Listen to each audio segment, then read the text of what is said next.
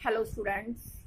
बेटा आज हम अपना अंतरा में ही जो चैप्टर है फणीश्वरनाथ रेणु के द्वारा रचित जिसका नाम है संवदिया। ठीक है बेटा, जो एक कहानी है उसका अध्ययन करेंगे। रेणु फणीश्वरनाथ रेणु बेटा, जिनका जन्म बिहार के पूर्णिया जिले के ओराही हिंगना में हुआ था। बेटा लेखक फणीश्वरनाथ रेणु आंचलिक भाषा में सबसे ज़्यादा फेमस हैं, सबसे ज़्यादा उपन्यास और सबसे ज़्यादा आंचलिक क्षेत्रीय भाषा की कहानियाँ लिखने के लिए प्रसिद्ध हैं। ठीक है बेटा, इन्होंने प्राकृतिक आपदाओं पर अनेक रचनाएं लिखी हैं। ये जिस क्षेत्र से हैं उसी क्षेत्रीय भाषा में इन्होंने अपने रचना को महत्व दिया है। बेटा इनकी अनेक रचनाओं में सब ये फेमस रचना है जिसका नाम है संवदिया। ठीक है बेटा, संवदिया लेखक कहना चाहते हैं संवदिया। संवदिया कौन होता है? संवदिया जो है बेटा, संवाद एक स्थान से दूसरे स्थान पर पहुंचाने का कार्य करने वाले, यानी सूचना को एक स्थान से दूसरे स्थान पर पहुंचाने वाले व्यक्ति को संवदिया कहते हैं। बेटा लेखक ने इस पाठ के माध्यम से एक कहानी को भी व्यक्त किया है। यह वह कहानी है जिसमें वो बताना चाहते हैं जब देश में पूर्णतः डाक विभाग स्थापित नहीं था तब किस प्रकार से ये संवदिया जो है वो सूचना पहुंचाने का कार्य करते थे, और यह भावनात्मक रूप से भी किस तरह से एक दूसरे से जुड़े हुए होते थे। यह एक बड़ी ही भावनात्मक कहानी भी व्यक्त करती है। लेखक कहते हैं कि हरगोविंद जो इस कहानी का मुख्य पात्र है, वहीं बड़ी बहुरिया जो इस कहानी की मुख्य पात्रा है। ठीक है बेटा, नायिका है। हरगोविंद जो पात्र के रूप में यहाँ एक संवदिया का कार्य करता है, वह पूर्णतः संवदिया है। काफ़ी सालों के बाद उसे एक बड़ी हवेली से सूचना आती है कि बड़ी बहुरिया ने उसे बुलाया है। यह सूचना पाकर वह बड़ी हवेली की तरफ चल पड़ता है। उसके कदम नहीं रुक पाते क्योंकि संवदिया अब धीरे धीरे संवदिया का कार्य खत्म हो रहा था, क्योंकि डाक विभाग अब स्थापित हो रहा था। ठीक है बेटा, जिसके चलते डाक विभाग से ही लोग अपनी सूचनाएं एक दूसरे को पहुंचा रहे थे। ऐसे में संवदिया को बुलावा आना बड़े ही अचंभे की बात थी, क्योंकि लोगों की दृष्टि में संवदिया जो है उसको है अच्छा नहीं होता, क्योंकि लोग मानते हैं कि संवदिया जो है वह पेटू, कामचोर, आलसी और पूरी तरह से निठल्ला होता है। ठीक है बेटा, जो लोग काम नहीं करना पसंद करते वही संवाद को इधर से उधर पहुंचाने का कार्य करते हैं। ठीक है बेटा, ऐसे में संवदिया हरगोविंद जो है वह बड़ी हवेली की तरफ चलता है। बड़ी बहुरिया के बुलावे पर बड़ी हवेली की तरफ कदम बढ़ते हुए लगातार उसे बार बार वही बातें याद आती हैं कि कैसे बड़ी हवेली जो है एक बार क्या हुआ करती थी बेटा, बहुत अच्छा केंद्र हुआ करती थी, जिसका लोगों का सम्मान का, मान सम्मान का काफ़ी सुंदर सजी हुई हुआ करती थी बड़ी हवेली, और उसमें लोग ठहरा करते थे, लोग रहा भी करते थे। ठीक है बेटा, बड़े जो मालिक थे उनका कितना सम्मान था, गांव में कितनी प्रतिष्ठा थी। बड़ी बहुरिया उनका कितना सम्मान था। हर समय वह गहनों से सजी रहती थी और रेशमी वस्त्रों से लदी हुई रहती थी। नौकर चाकर रहते थे, चारों तरफ चहल पहल रहती थी। सभी उत्सव मनाने के लिए लोग वहाँ इकट्ठा हुआ करते थे।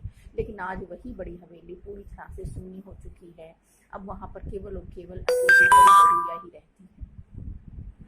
लेखक कहते हैं कि हरगोविंद यही सब सोचता हुआ चला जा रहा है। बड़ी हवेली के में पहुंचने पर उसे वहां पर मोदियाइन नजर आती है। मोदियाइन जो कि एक गांव की बड़ी बुजुर्ग महिला है। ठीक है, साथ ही वह सौदा बेचने का कार्य करती है। वह अपना उधार वसूलने के लिए ही वहां पर आई हुई थी। ठीक है बेटा, और जोर जोर से चिल्ला रही थी। ठीक है, हरगोविंद ने जैसे ही उसे देखा उसने उसे चिढ़ाना शुरू कर दिया, काबुली कायदा कहकर चिढ़ाना शुरू कर दिया।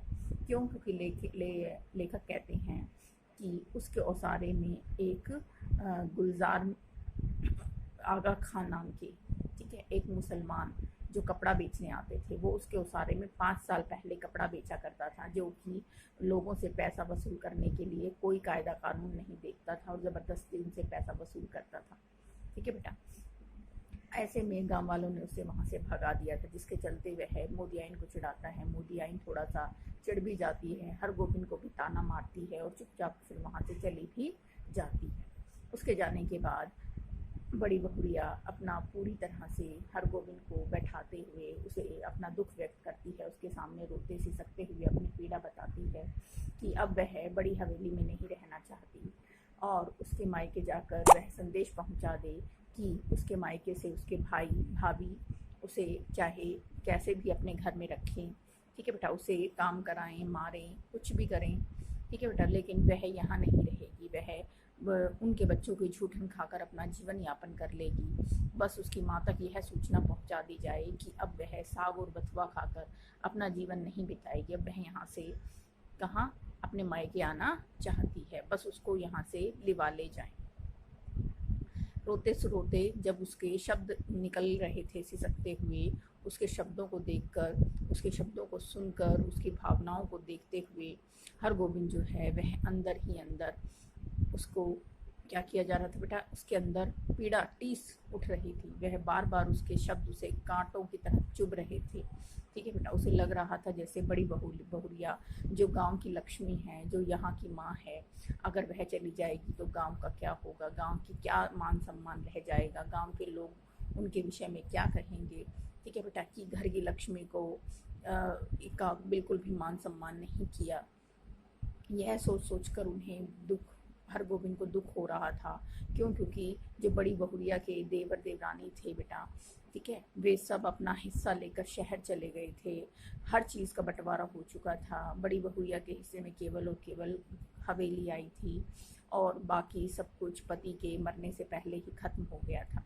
और बाकी का हिस्सा अपना लेकर वे चले गए थे। साल में आते थे, अपना हिस्से का अनाज वगैरह जो भी था वह लेकर बोरियां भर भर के अपना चले जाते थे। ठीक है बेटा, बेचकर लेकर, लेकिन बड़ी बहुरिया को कोई कुछ नहीं देता था, ना ही उसे कोई अपने साथ ले जाता था, जिसके चलते वह अकेली उसको हवेली में अकेली रह गई थी। ऐसे में हरगोविंद जो है उसको यह संदेश उसकी माँ तक पहुँचाना था।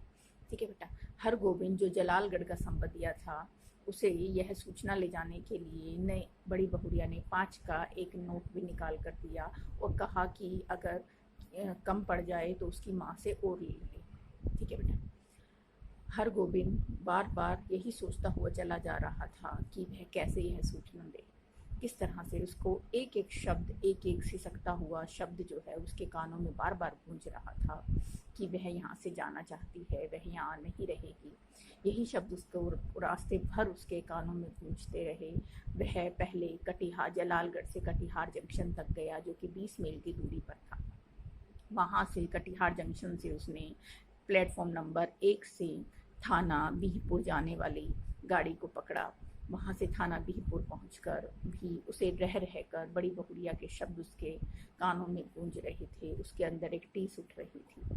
ठीक है बेटा, ऐसे में वह जैसे ही गांव में प्रवेश करता है, सबके सब उसे जलपान के लिए आग्रह करते हैं। जलालगढ़ का संबदिया आ गया, यह कहकर उसका सम्मान किया जाता है। वैसे भी संबदियों का आतिथ्य सत्कार होता है। उसके बड़े भाई ने भी उसका आतिथ्य सत्कार किया, यहाँ तक कि उसे अच्छा अच्छा खाना भी परोसा। और माँ के द्वारा जब समाचार पूछा गया तब उसने केवल और केवल यही कहा कि उनकी बेटी ठीक है और दशहरे की छुट्टियों में वह उनसे आकर ज़रूर मिलेगी, क्योंकि वह सही समाचार नहीं दे पाया। ठीक है बेटा, उसको बार बार यही याद आ रहा था कि अगर गांव की लक्ष्मी गांव छोड़ जाएगी तो गांव में बचेगा ही क्या। इसलिए वह उचित समाचार नहीं दे पाया और झूठ बोलते हुए उसने असली समाचार को छिपा लिया। लेकिन बार बार पीड़ा भी उठ रही थी कि वह कैसे उसकी पीड़ा को दुख काटे। अगले दिन वह वहाँ से जाने के लिए निकल पड़ा। वह थाना बिहपुर स्टेशन पर पहुंचा, वहां से कटिहार जंक्शन की गाड़ी दोबारा पकड़ी, लेकिन कटिहार जंक्शन से जलालगढ़ जाने तक का जो रास्ता था उसके पास उसके लिए किराया नहीं था, क्योंकि उसने उसकी माँ से भी किराया नहीं मांगा। माँ ने भी आते वक्त अपनी बेटी के लिए थोड़ा सा चिड़वा बांध दिया था, बासमती चिड़वा। ठीक है बेटा, चिड़वा होता है पोहे, हमारे यहाँ जो हम चावल के पोहे खाते हैं ना बेटा, क्योंकि बिहार क्षेत्र में चावल सबसे ज़्यादा खाया जाता है। ठीक है, उसने अपनी बेटी के लिए कुछ चिड़वा पोटली में दिया था। वह पोटली लिए हुए संबदिया जो है वह पैदल पैदल उसने 20 मील का रास्ता तय करने की सोची। 10 मील का रास्ता तो कैसे गुजर गया पता ही नहीं चला। फिर वह धीरे धीरे चलता चला जा रहा था। उसको चक्कर भी आ रहे थे, वह सोच में पड़ा हुआ था। वह समझ नहीं पा रहा था कि वह क्या करे बड़ी बहुरिया के लिए, जिससे उसका दुख हल्का हो जाए। लेकिन ऐसे वह गांव की इज्जत को, गांव के सम्मान को, गांव की प्रतिष्ठा को गांव से अलग नहीं होने देना चाहता। ठीक है बेटा, इसलिए यही सोचते हुए वह चला जा रहा था, लेकिन ना जाने कब पास पहुँचते पहुँचते वह कब ढेर हो गया। और उसने जब आंखें खोली तो वह कहाँ पर स्वयं को बड़ी हवेली में पाता है।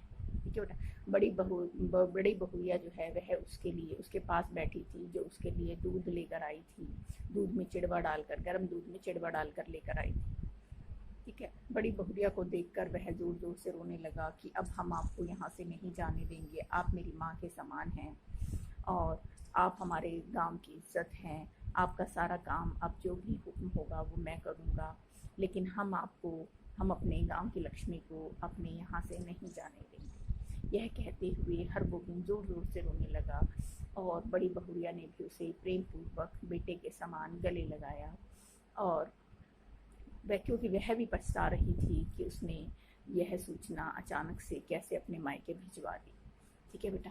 उसे भी थोड़ी सी राहत मिली जब उसे पता चला कि संवदिया ने, हरगोविंद ने उसकी यह समाचार उसके मायके तक नहीं पहुंचाए। ठीक है बेटा। उसे भी थोड़ी सी राहत मिली। यही सोचकर वह लगातार क्या थी, अपने मन को संतुष्टि बंधा रही थी। उसने हरगोविंद को गर्म दूध और पोहे खाने के लिए दी। धन्यवाद बेटा।